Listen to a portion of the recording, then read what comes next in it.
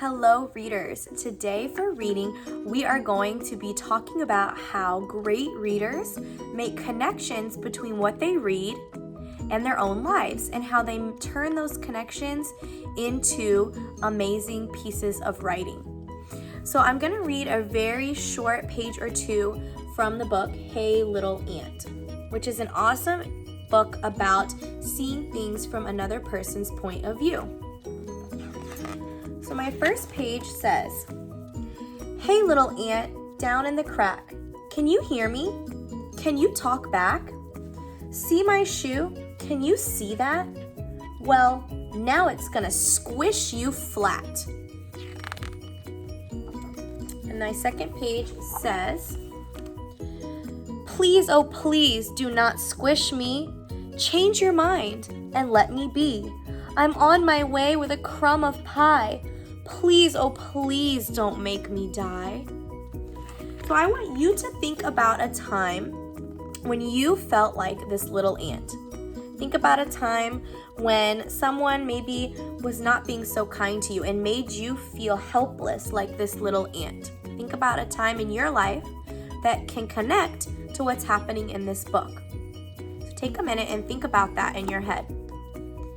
And now I am going to model for you how I made a connection to the book Hey Little Ant and turned it into a piece of fantastic writing.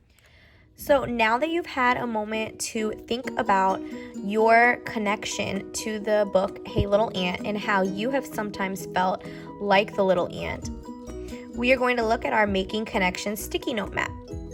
So our sticky note mat says readers can connect what they read to their lives or text, other texts, or to the world. And there's a space to write your book, a space to make a connection to your own life and the book Hey Little Ant, a place for you to connect the book Hey Little Ant to another book that you might have read, and a place for you to make a connection between the book Hey Little Ant and the world. And I'm going to show you how I made all three of those connections. So, sorry guys, after reading the book Hey Little Ant, the connection that I made to myself in my own life was that one time when I was in school, a girl laughed at me because I wore glasses, and she made me feel awful and small, just like the little ant felt when the boy was going to squish him. And the connection that I made to another book that I read is that this book, Hey Little Ant, made me think of the book The Bad Apple, about an apple who's made fun of by his friends for being different. Just like in our book, Hey Little Ant, the ant is different from the boy, and the boy doesn't stop to think about the ant and how he feels. He just says he's going to squish him anyways. And the connection that I made to the world is that we should think about how other people feel, not just ourselves.